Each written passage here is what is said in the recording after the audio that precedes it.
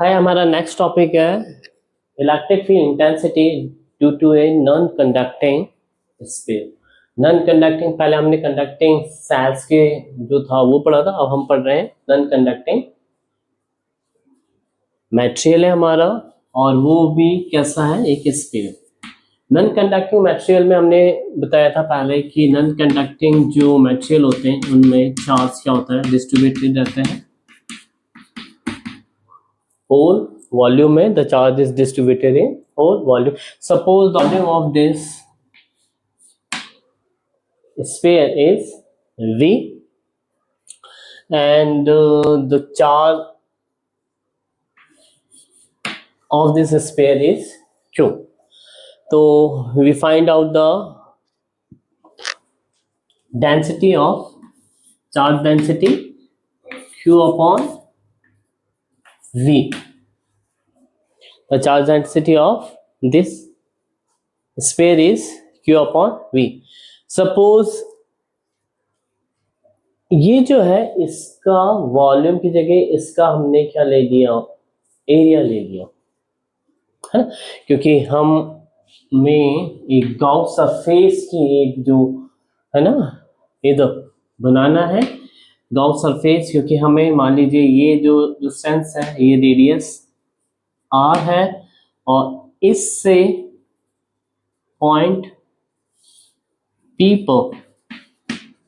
ये capital R हो गया, ये सेंटर O हो गया, ये पॉइंट P हो गया। इस पॉइंट पे हमें इलेक्ट्रिक फील्ड इंटेंसिटी कैलकुलेट करनी है, तो इसके लिए हमें जो हो गया सरफेस डेंसिटी कैलकुलेट करते हैं, तो हमारे पास में क्या होता है Q अपॉन, और स्फीयर का जो सरफेस जो होता है उसकी जो एरिया होता है वो होता है 4 पाई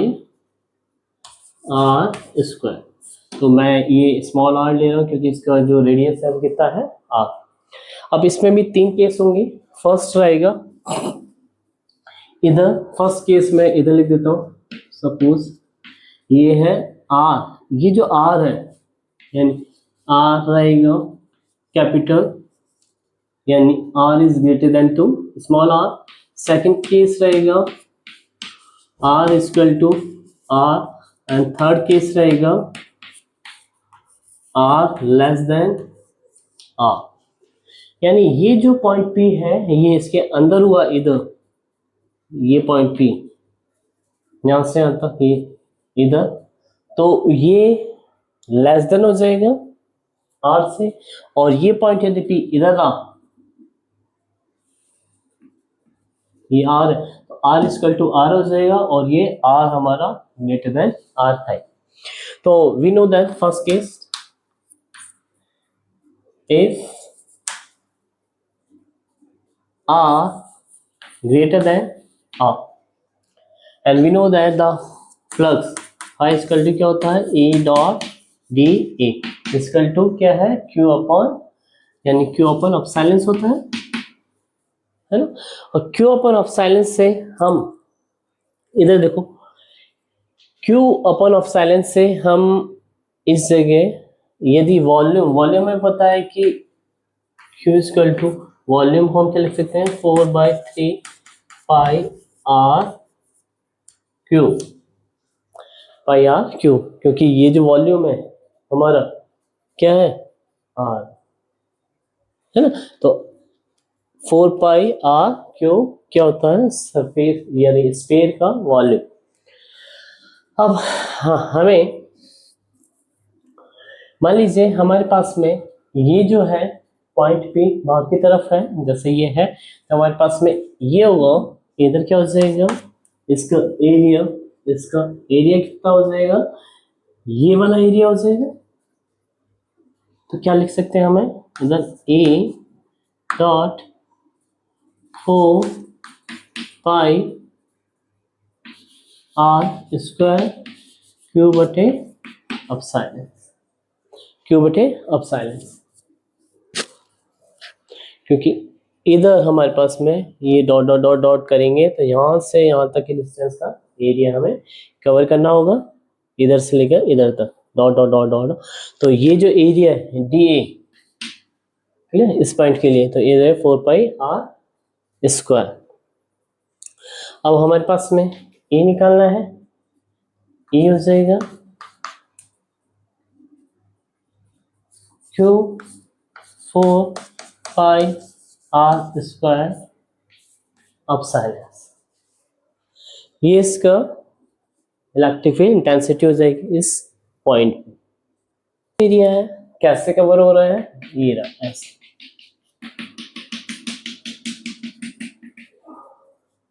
और इसके रेस्पेक्ट पे हमारे पास में इलेक्ट्रिक फील्ड की डायरेक्शन ए इधर है, और इस सरफेस पे डेल एस हमने एरिया कवर कर लिया, ये रहा डेल एस कवर किया हुआ। तो इधर से इधर के लिए हमने क्या लिया, एरिया स्फीयर का 4 पाई आर स्क्वायर, क्योंकि डिस्टेंस यहाँ से यहाँ तक आर स्क्वायर। अब ऐसे ही सरफेस पे यदि मैं रख लेता हूं इधर, तो क्या हो जाएगा, ये हो गया फर्स्ट, और हो जाएगा second. If R equal to R है, if R equal to R है, इधर क्या आ जाएगा, स्मॉल आर स्क्वायर, तो क्या आ जाएगा, ई इक्वल टू आ जाएगा सेम वही formula, pi equal to E dot D. अब डिस्टेंस क्या हो जाएगी, ये और डी एस, यानी यहाँ से यहाँ तक ये हो जाएगा, यहाँ से यहाँ तक डिस्टेंस कितनी है, आर, तो ये इधर आर आ जाएगा, स्मॉल आर क्या हो जाएगा, क्यू बटे 4 pi small R square upside S.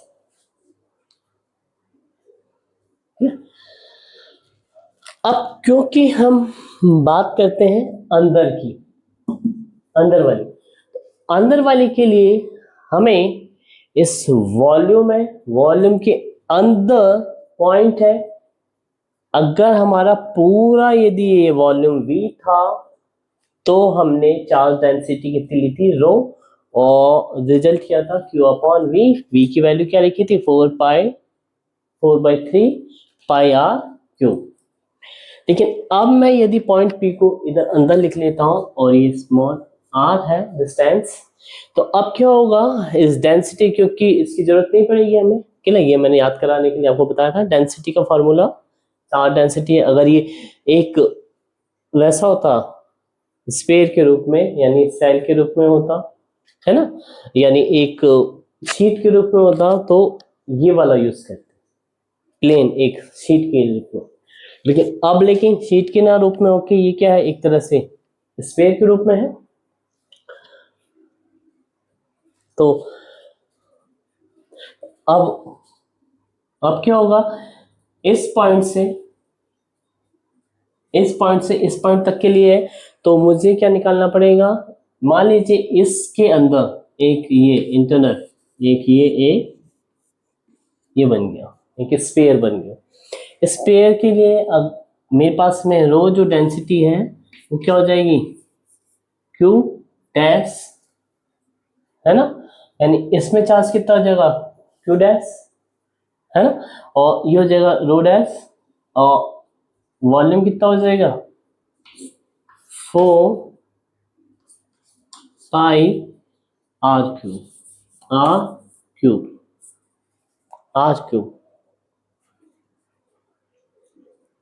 है ना। अब इधर देखो, क्योंकि मुझे पता है कि ये जो डेंसिटी है ना, रो डेंसिटी जो होती है, रो, ये दोनों सिमिलर होती है, डेंसिटी यानी पर यूनिट वॉल्यूम में हमारे पास में चार्ज जितने थे, ये दोनों क्या होंगे, सेम होंगे। लेकिन ये जो है, ये जो है ना इधर, ये थोड़ा सा इनका रिलेशन आ जाएगा। रिलेशन आने पे हम क्या होगा, इधर rho equal to rho dash same, तो इधर क्या जाएगा, हमारे पास Q upon 4 pi R cube है। तो हमारे पास में यदि हमने इधर इंटरनल लिया तो इस जगह क्या आ जाएगा, हमारे पास में क्यू डैश आ जाएगा, यानी हमारे पास में क्या आ जाएगा, phi equal to E dot D A Q dash upon epsilon. तो हमें इस क्यू डैश की वैल्यू फाइंड आउट करनी पड़ेगी, क्यू डैश का इसके साथ में रिलेशन। तो क्यू डैश इक्वल टू क्या हो जाएगा, ये 4 पाई आर स्क्वायर इधर आ जाएगा और ये हो जाएगा 4 pi R cube upon 4 pi R cube small वाला। तो हमारे पास में क्या रिलेशन आ जाएगा,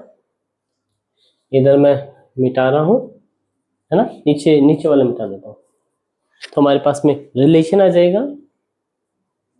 इधर देखो, चलो इधर ही कर लेता हूँ।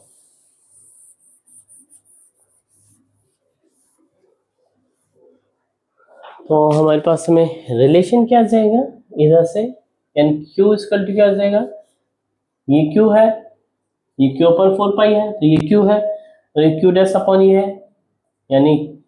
ये इक्वल ये है ना। तो मुझे ये निकालना है, तो ये मैं इसके ऊपर ले लूँ, तो ये हो जाएगा, यानी ये निकालना, सॉरी हमें क्या निकालना है, क्यू डैश निकालना है, क्यू डैश इधर से, है ना, क्यू डैश की वैल्यू है, तो ये हम इधर ले लें, क्योंकि ये पूरा इक्वल में क्या है, ये है,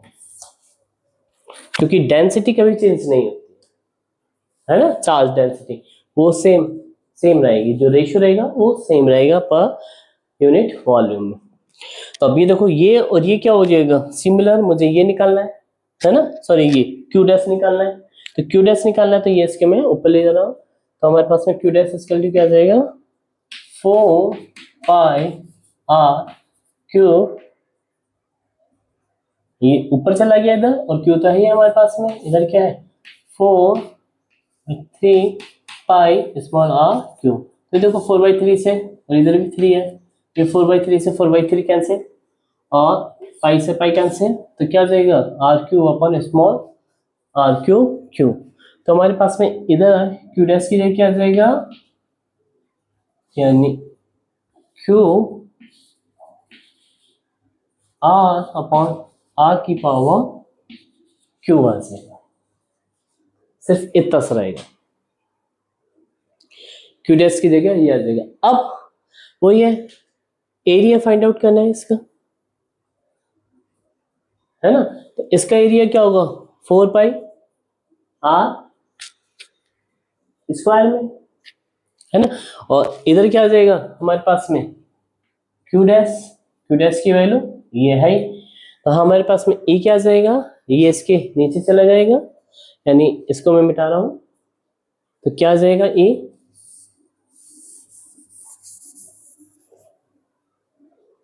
ये आ जाएगा इक्वल टू, ये इसके नीचे चला गया, और क्यू डैश ये है, तो मैं क्या लिख सकता हूँ, इधर देखो क्यू ब्रैकेट में आर अपॉन आर क्यू तो है ही, ये वाली चीज इसके नीचे आ गई थी, यानी डॉट लगा के 1/4 पाई आर स्क्वायर, और ये एप्सिलॉन है। इधर देखो आर, ये आर से कैंसिल हो जाएगा, क्या आर अपॉन आर क्यूब रह जाएगा, तो क्या जाएगा Q R upon 4 pi epsilon R cube, this is the E for किसके लिए, ये इफ ये क्या है लेस देन, क्या है लेस देन है, अगर ये लेस देन है तो हमारे पास में क्यू की जगह क्या आ जाएगा, क्यू डैश आ जाएगा, ये वाला चार्ज, क्योंकि पूरे में चार्ज क्यू है तो अंदर वाले में चार्ज क्यू डैश है, अंदर वाली चार्ज को क्यू डैश के लिए हमने क्या डेंसिटी से कोरिलेट किया, यानी रो डैश मान लिया, रो डैश यानी डेंसिटी हमेशा क्या रहती है, सेम रहती है हमेशा, इंटरनल हो या इसके पूरे सरफेस पे हो, है ना, density rho equal to rho dash, और फिर ये जो है क्यू डैश अपॉन 4/3, इधर 4/3 है ना, 4/3 है ना, ये क्योंकि वॉल्यूम है, 4/3 पाई आर क्यूब, तो वही 4/3 पाई आर क्यूब है, लिया 4 ऑफ ये और ये आपस में क्या रिलेशन कर दिया, अब रिलेशन हो गया, तो अब ये देखो हमारे पास क्या चाहिए, क्यू डैश चाहिए, क्यू डैश की वैल्यू इन दोनों से हम निकाल सकते हैं, हमारे पास में क्या आ जाएगा 4/3 पाई आर क्यूब ऊपर आ जाएगा, और इधर क्यू है और इधर क्या आ जाएगा 4/3 पाई आर क्यूब। तो ये 4/3 पाई कैंसिल आर क्यूब और ये आ जाएगा और क्यू आ जाएगा, क्यू डैश की वैल्यू हम इधर पुट कर देंगे। तो हमारे पास में ये वैल्यू आ जाएगी। ये वैल्यू आने के बाद में फिर क्या होगा, ये वैल्यू हमने फिर इधर पुट कर दी इधर, तो हमारे पास में क्यू, ये क्यू 4 पाई आर स्क्वायर इसके नीचे चला जाएगा, आर स्क्वायर से ये कैंसिल हो जाएगा, तो इधर क्या बचेगा आर बचेगा, यानी Q R upon 4 pi epsilon R cube रह जाएगा। This is the electric field intensity due to a, है ना, नॉन कंडक्टिंग स्फीयर। इसका अब इसका एक चीज और थी, इसका ग्राफिकल रिप्रेजेंटेशन, यानी इलेक्ट्रिक फील्ड जो हमारा है वो ग्राफ के रूप में अगर हम रिप्रेजेंट करें कि इंटरनल पे जो था, है ना, इनसाइड क्या था, सरफेस पे क्या था एंड आउटसाइड क्या हुआ। तो आउटसाइड में हमने देखा था कि हमारे पास में जो था इधर 1/r² पे था, यानी ऐसे जैसे नीचे की तरफ 1/r², यानी बी करें हम, ये मान लीजिए पॉइंट हमने क्या ले लिया, dot dot dot r capital R ले लिया, और डिस्टेंस क्या हो रही है r, ऐसे बढ़ती जा रही है, और e मैंने e ले लिया। ये इनसाइड के लिए, ये सरफेस पे, और ये आउटसाइड। आउटसाइड क्या है हमारे पास में, ये इस तरह जाता जाएगा,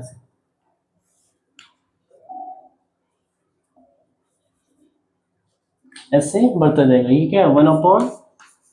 1/r² के प्रोपोर्शनल, ई प्रोपोर्शनल, यानी अगर ये इस पॉइंट के लिए तो अगर बाहर बात करते हैं तो, और सरफेस पे ये रहेगा, है ना। और दूसरी चीज और है, इधर देखो, अगर इनसाइड की बात करते हैं हम तो ई प्रोपोर्शनल तो क्या है आर है, यानी ये जो रेडियस है ना इसके प्रोपोर्शनल है, यानी ये ऐसे, यानी ये जो होगा, यानी इनमें इन के अंदर क्या होगा प्रोपोर्शनल टू आर होगा, यानी जैसे जैसे रेडियस बढ़ती जाएगी, जब तक कि r=r तक नहीं पहुंच जाता, कैपिटल R से लेकर स्मॉल r तक नहीं पहुंच जाता, तब तक, है ना, उस टाइम पे ये मैक्सिमम रहेगा इलेक्ट्रिक फील्ड इंटेंसिटी। और नहीं तो ये क्या होगा, इसके प्रोपोर्शनली बढ़ता रहेगा, तो ये इधर बढ़ता रहेगा, यानी ए इन प्रोपोर्शनलिटी ये, और ये आउटसाइड आउट, ये आउट, और ये on surface on surface on surface. ये था इसका फॉर्मूला।